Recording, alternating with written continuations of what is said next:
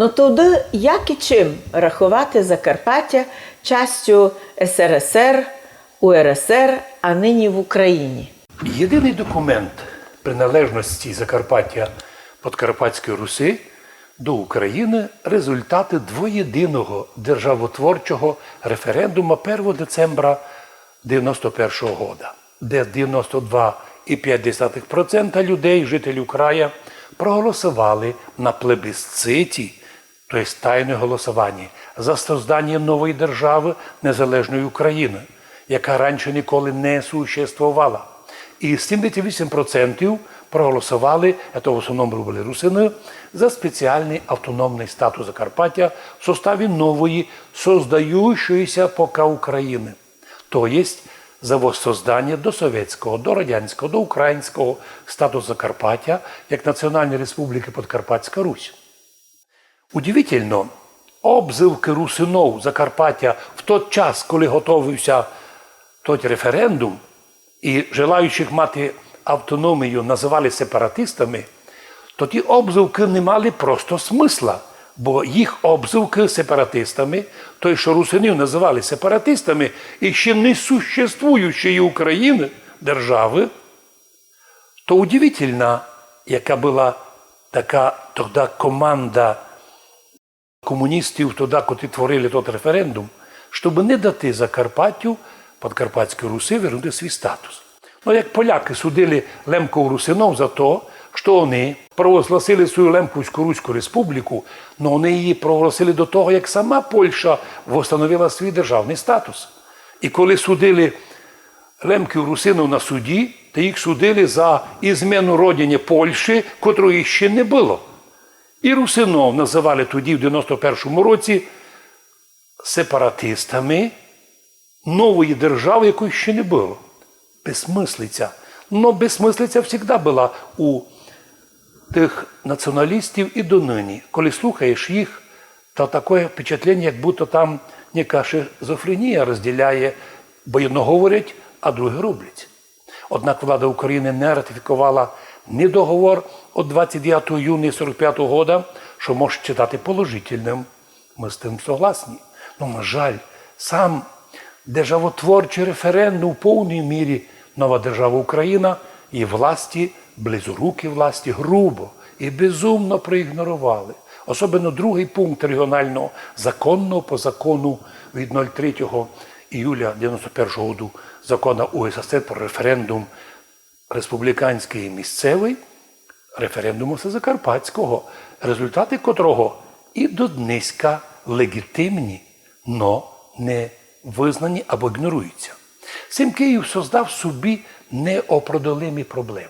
Непреодолимі проблеми тим, що доки тот перший референдум не буде реалізований, завжди весь мір буде позирати на Закарпаття точно так, як американці позирали на статус Закарпаття в составі СССР, УССР, що підтвердив Алекс Роуд.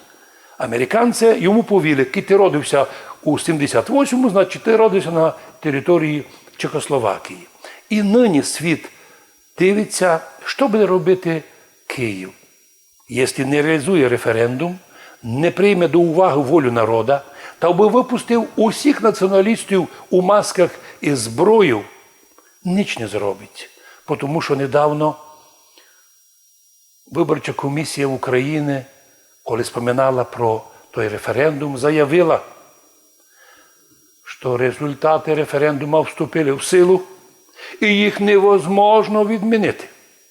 Як сміялися наші люди з одного нашого місного москаля, котрий хотів, вроді диплом має юриста, а от судом хотів відмінити результати референдуму. Він, навіть, тоді не був на уроках, коли студенти учили, що результати референдуму законні, невозможно відмінити. Недавно виборча комісія, ще раз скажу, підтвердила, що результати референдуму 1 грудня 1991 року вступили в силу і ніяким, і ніким не можуть бути відмінені.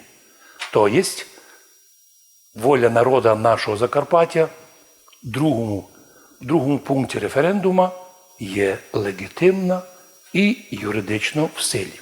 Ну от дивіться, з 2008 року до 2012 року Нас, русинов, котрі провели перший і другий європейські конгреси подкарпатських русинов, тягали нас майже 600 людей по судам, по СБУ, за те, що ми просто вспомнили про референдум. Вдумайтеся, вспомнили за референдум, потребували його реалізації сразу сепаратисти і ізменники Родини.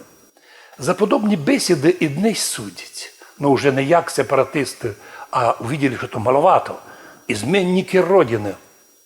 Це гонення на русинов Європа і світ називає, ну, скажімо так, як цитую по вираженню одного юриста, всеукраїнська, антирусинська, 30-літня злочинна шизофренія, роздвоєння. Ведь і в Європу йдуть, і хочуть бути великими, славними, і друг свої злочини проти народу русинов ніяк не можуть одмінити. Їх поступки пестрять злобою і грубейшим неуваженням до європейських законів.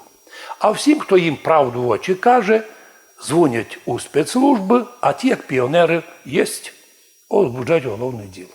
А відкривши головне діло, не можуть закрити. Треба чоловікові вгрожати, признайся, 50% ти понизи мене награди або злочина. А якщо відказуєшся, по повню судять ні за що. Ну і то буде колись видано, буде предано судам народа нашого. Ні один із тих людей, із суддів, котрі, наприклад, як суддя, котрий мене судив, взяв впровадження діло неподсудної. Не було складу злочину, просто не було. А він взяв.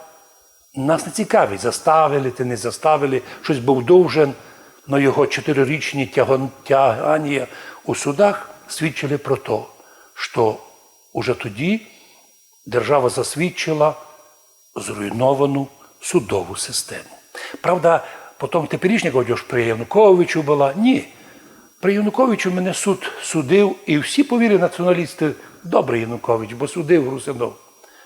А в другому недобрий. Це означає, що повально в Україні люди не знають правових основ.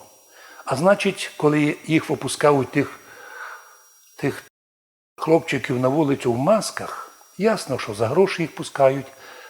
Ними хочуть напудити людей. Ну ніколи нас, русинов, жителів Закарпаття, напудити не може.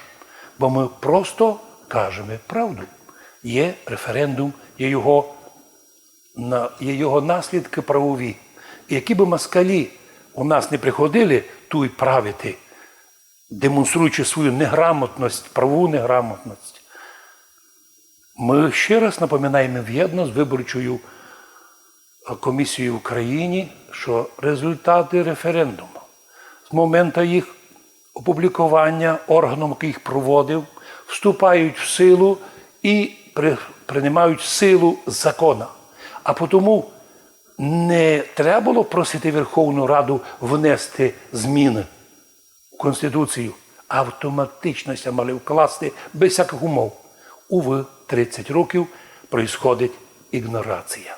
Ну що ж, рано чи пізно ми віримо, що така реалізація результату референдуму відбудеться. Найби то було мирно і розумно, і в согласії із центра. Так всім би було ліпше.